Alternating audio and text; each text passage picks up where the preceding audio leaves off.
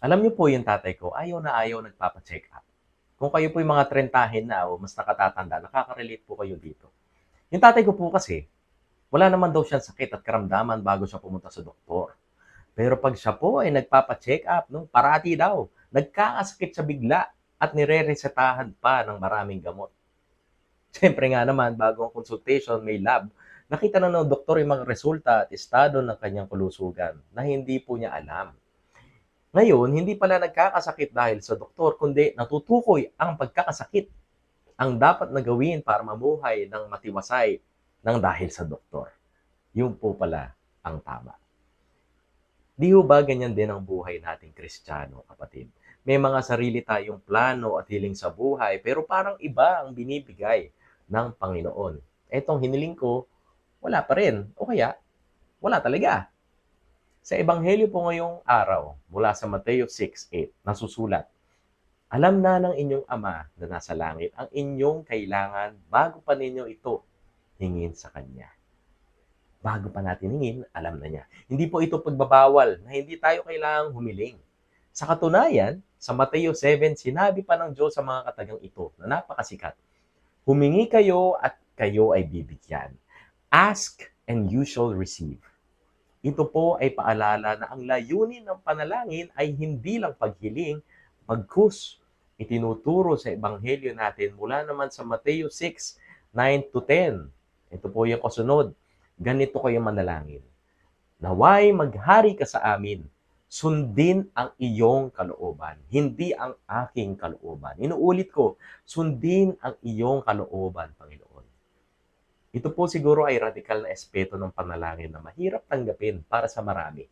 Ang Diyos natin, siya mismo, hindi magic genie na inutusan na tagasagot sa mga kahilingan natin. Siya mismo, ang Panginoong Hesus, nagpakatao, pumarito sa lupa, hindi para magpasilbi, kundi magsilbi. Kaya sino tayo, no? Para tayo ay maghangad mula sa Diyos na hindi naayon sa kanyang plano. Ganun din po ang katuroan sa kung paano tayo magdarasal. Huwag ang kalooban ko ang masunod, kundi ang kalooban mo. Yan ang panalangin ni Jesus bago hinarap ang kanyang pagsubok at pagkakapako. Hindi ang kalooban ko, kundi ang kalooban mo, Ama. Sana po na-appreciate po niyo, no? Ang pagiging Kristiyano natin.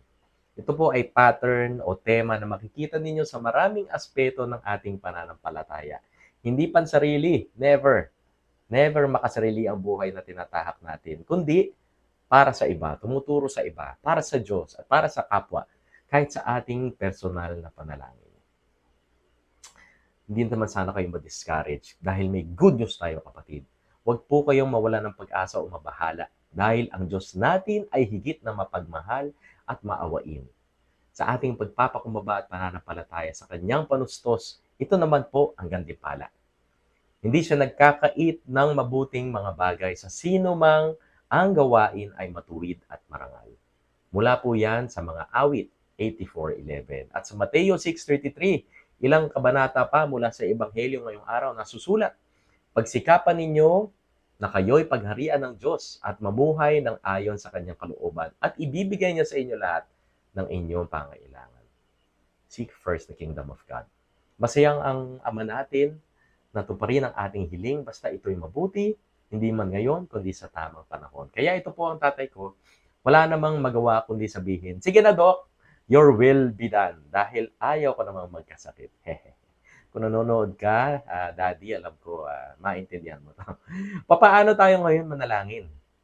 Magbabago ba ang panalangin natin mula, Lord, ito ang kailangan ko. Pwede bang maging, Lord, alam mo ang kailangan ko, susunod ako, at sa iyo ko pinapaubaya ang buhay ko. Alam mo na ang kailangan ko, ikaw na ang bahala, Panginoon. Dahil ikay mapagkakatiwalaan at ikay higit na nagmamahal. Salamat sa pakikinig, kapatid.